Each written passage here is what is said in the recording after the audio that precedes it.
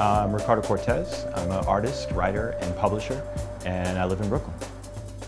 Growing up, I was always drawing. Ever since I was a kid, I wasn't in art school. I didn't really take many art classes, but it was just something that I could always do. So I was always drawing and taking in like artists like Dali was a huge influence to me as a child. Like just seeing his work, so weird and just it kind of broadened my perspective of what's possible and that people are doing, things like that. As I got older, I started to fall for the other side of the spectrum, Norman Rockwell, who is similarly talented and gifted and skilled as an artisan, but subject matter is so different. Those two kind of are maybe the poles of how I like to work. And there's a side of me that's really into the surreal, maybe psychedelic, strange type of work, but I also really appreciate the meticulousness, the craftsmanship, and the storytelling of someone like Rockwell.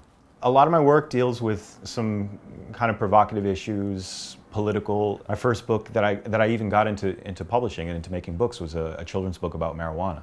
I kind of came into the game as more of an illustrator and also someone who just in my own life was interested in political issues, specifically drug policy, things like that. So that's what kind of got me into making books, was the idea of being able to talk about these issues in a different way. And specifically if a children's book, I thought, well, there's not many children's books about, say for example, legalization of marijuana. If I were to just be writing a long form story, I think there's a lot of stuff out there like that. So I wanted to use my skill, which primarily is that of an artist. That's where I come from more than as a writer, and to be using my skills to talk about these issues. I'm interested in expanding the boundaries of what we articulate to our kids. I'm interested in taking things that are very complex issues, and breaking them down into really simple language that anyone can understand. That's one of my favorite Malcolm X quotes, where he says, you can break something down to a language that everybody here can easily understand.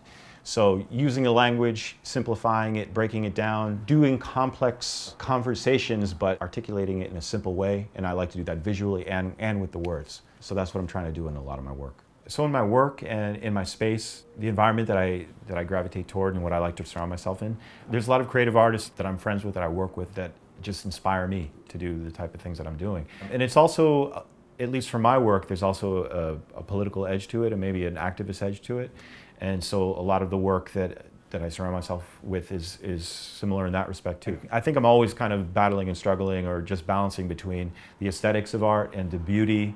I'm a fan of craftsmanship and the beauty of a well-crafted portrait. But I also like to inform the work with some meaning behind it, or some research that I've looked into and a story that I want to tell. But also, sometimes I just like to have fun with it, and just like make some really crazy, psychedelic, colorful stuff. So I think there's a lot of that questioning as I'm always doing with the work. And even in a piece that itself is already maybe politically minded, I really like to try to have some balance in it, some fun, some humor, and at the same time always have a foundation of good work visually that I can just be proud of. At the end of the day, a lot of my work does have this provocative, maybe shocking, even you could hear the titles. It's Go the Fuck to Sleep, or I Don't Want to Blow You Up, which is a coloring book about terrorism, or It's Just a Plant, a children's book about marijuana. The perception could be that this is a lot of shock to try to stir things up, but also along with that, what's more important to me is that inside those works, there's a really strong foundation. There's a story to it. There's work. There's research that backs it up, or there's just great drawings that I'm trying to put across. So it's not enough to just be provocative just for the sake of shock and awe. That's not really what it's about. But that's fun. That's a fun part of it too, to have along with the with the work inside.